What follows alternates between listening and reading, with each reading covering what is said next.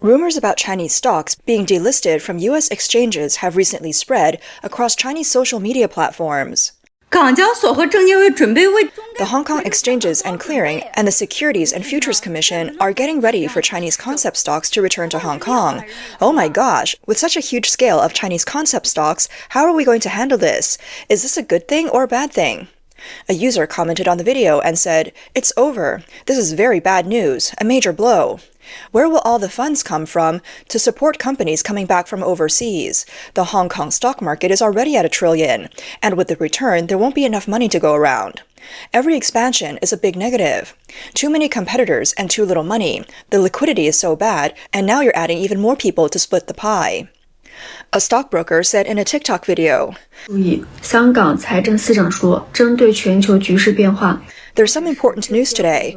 The Financial Secretary of Hong Kong said that in response to global changes, the Securities and Futures Commission and the Hong Kong Stock Exchange must be prepared. If Chinese concept stocks listed abroad want to return, Hong Kong must become their top choice for listing. The return of Chinese concept stocks to the U.S. market is a low-probability event at this stage, but if the U.S. economic confrontation continues to escalate, this possibility cannot be ignored." She further stated that experienced investors should recall that 4 years ago, the U.S. introduced the Holding Foreign Companies Accountable Act, which required Chinese companies to provide audit papers. If they failed to do so, they would face forced delisting. At that time, a large number of state-owned enterprises, including PetroChina, voluntarily delisted. Only private companies remained, and Chinese stocks subsequently faced a sharp decline. Although an agreement was eventually reached, Chinese stocks have yet to fully recover. Now, as unpredictable as President Trump is, if he targets Chinese stocks listed in the U.S., the situation could worsen. If Chinese stocks are forced to delist from the U.S., consequences will be severe, and a sector-wide collapse is highly likely. This is because the U.S. is the most liquid capital market, while Hong Kong stocks have long suffered from liquidity shortages, with market value ranking among the lowest globally. Allowing Chinese stocks to collectively return to the Hong Kong stock market is akin to sending a group of urban youths to the countryside to farm. This will inevitably lead to chaos. Another financial industry professional sarcastically commented on the possibility of Chinese stocks returning to Hong Kong. "Today, I heard explosive news. Pinduoduo and 27 other Chinese concept stocks might return to the Hong Kong market. The U.S. has said that Chinese concept stocks listed in the U.S. could be delisted. This is a complete showdown. In my opinion, it's actually better for them to return.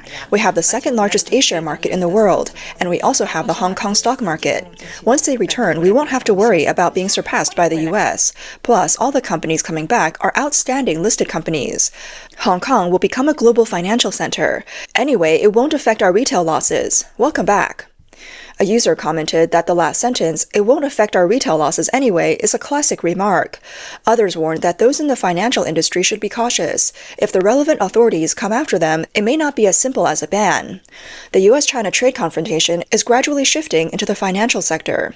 To assess the risks, Wall Street analysts have begun modeling the scenario of Chinese companies being delisted from U.S. exchanges.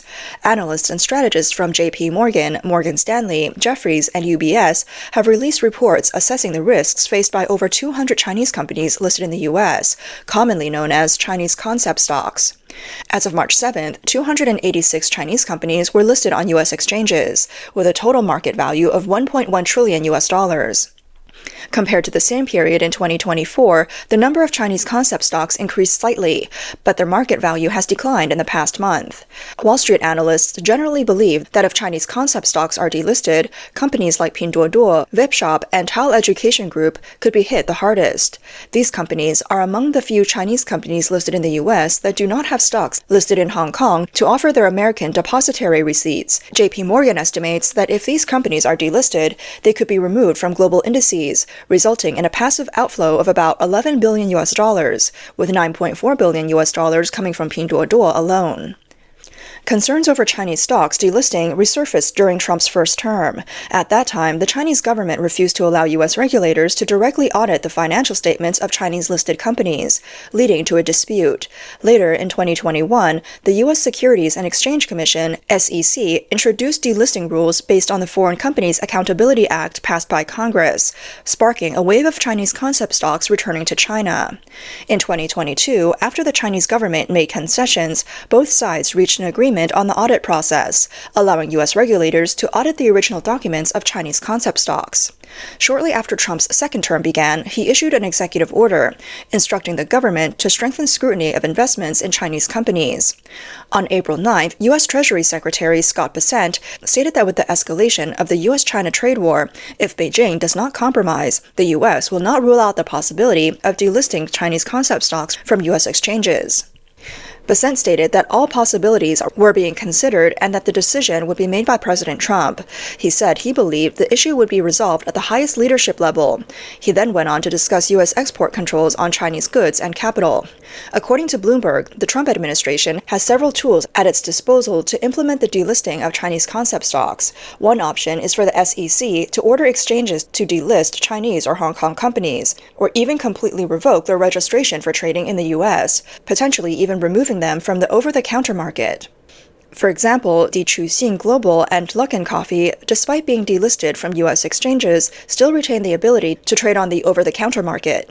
The SEC could invoke emergency powers to suspend trading, though if such an order came from the White House, the enforcement might be stronger and the actions quicker.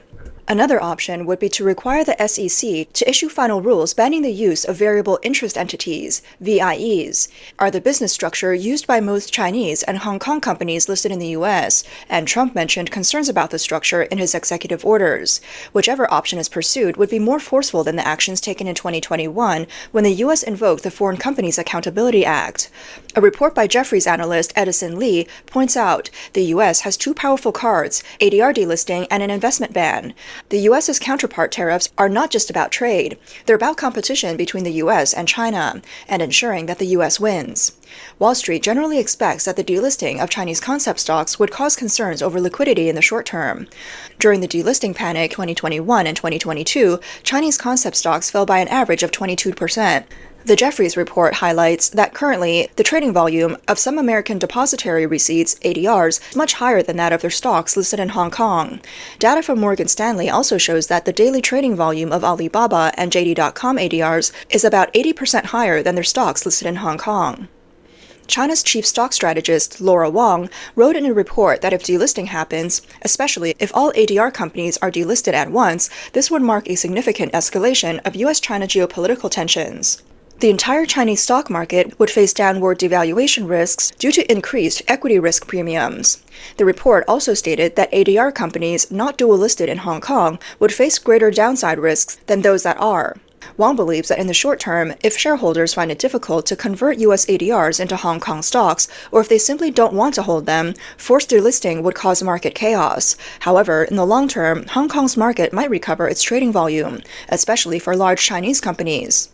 Goldman Sachs estimates that 27 Chinese concept stocks, worth a total of $184 billion will either pursue dual primary listings or secondary listings in Hong Kong in the future. The U.S.-China trade war is inevitably moving into the financial sector. If Chinese concept stocks are forced to delist in the U.S., Hong Kong will be the hardest hit. This will deal another heavy blow to Hong Kong's already weakening economy.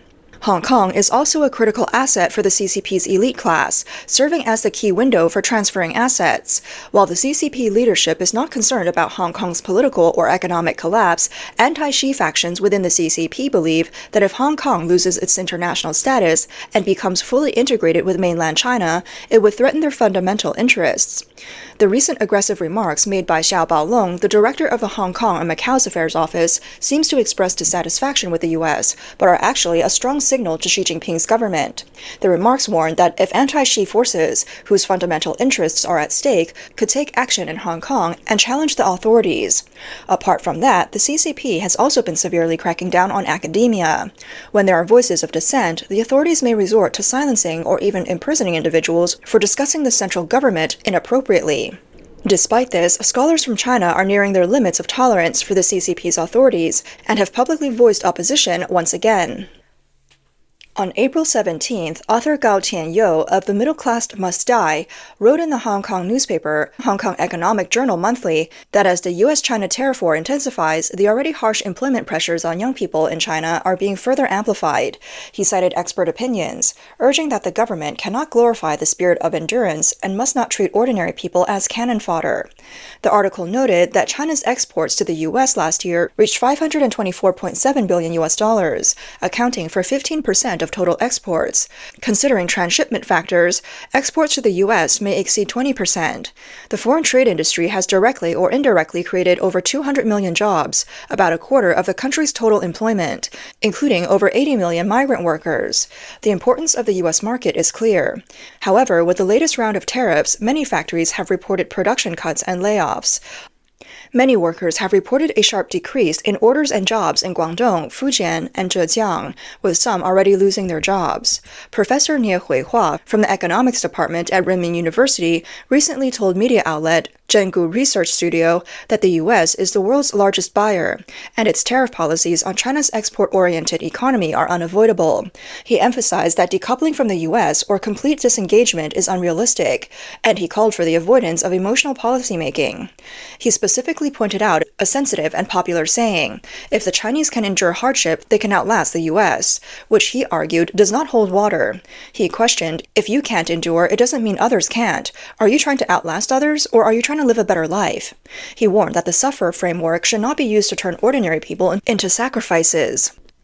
He believes that employment and youth issues are urgent matters. He said, "If employment is stable, the country is stable. If youth is stable, employment is stable." Data from China's National Bureau of Statistics shows that in February, the youth unemployment rate for those aged 16 to 24 rose to 16.9%. The Ministry of Education estimates that the number of college graduates this year will reach a record 12.22 million, and concerns about graduating to unemployment are spreading. The U.S.-China trade war has dealt a severe blow to China's foreign trade and exports, with cargo containers piling up at ports. As this conflict gradually expands into the financial sector, it is now directly targeting the CCP's interests. The CCP has begun signaling a softening stance, suggesting a potential surrender. There are reports indicating that the CCP has privately put forward 3 negotiation conditions to the U.S. President Trump confirmed on April 17th that the CCP's senior officials are negotiating with the U.S., with talks expected to conclude in the next 3 to 4 weeks. Trump also expressed a desire not to raise tariffs further. Also, on April 16th, the CCP unexpectedly replaced its trade negotiation representatives. The CCP's Ministry of Human Resources and Social Security appointed Li Cheng as the new trade negotiation representative and vice minister, succeeding Wang Shouwen. Alfredo Montufar-Helu, senior advisor at the China Center of the Conference Board, commented that given the rapidly escalating trade tensions and Wang Shouwen's extensive experience negotiating with the U.S., this change was very abrupt and potentially disruptive. He stated, "We can only speculate as to why this happened at this precise moment, but it might be that in the view of China's top leadership, given how tensions have continued escalating, they need someone else to break the impasse in which both countries find themselves and finally start negotiating." According to Bloomberg, Beijing wants the Trump administration to take a series of first steps, including controlling cabinet members' disrespectful remarks toward the CCP, ensuring greater consistency in U.S. positions, addressing concerns over U.S. sanctions, and the Taiwan issue. They also want the U.S. to appoint a negotiator with Trump's support and proper authorization before agreeing to trade talks. Political commentator Chang Jingyuan said, "The CCP is now trying to find a more respectable way to kneel and needs cooperation from the U.S. side.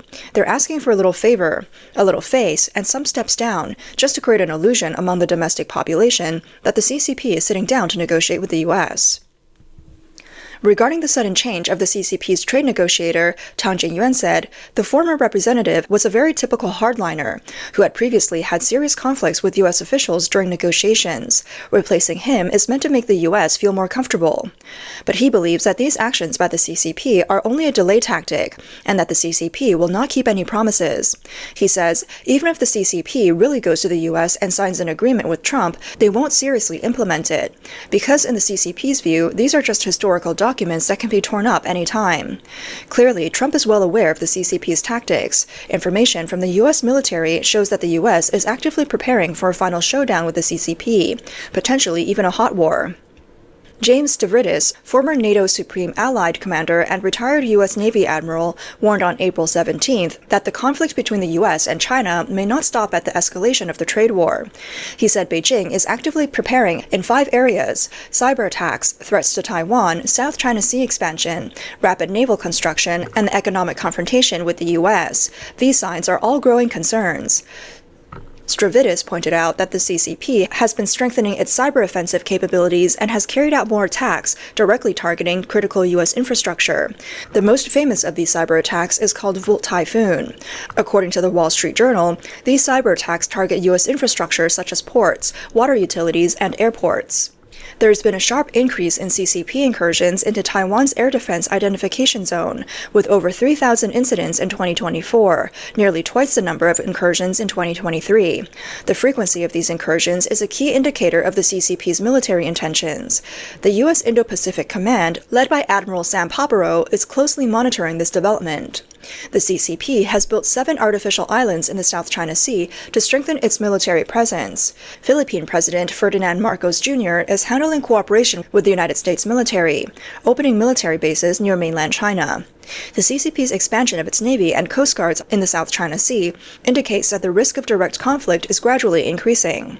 The CCP is building 20 to 30 warships per year, with a total fleet size of over 360 ships, surpassing the U.S.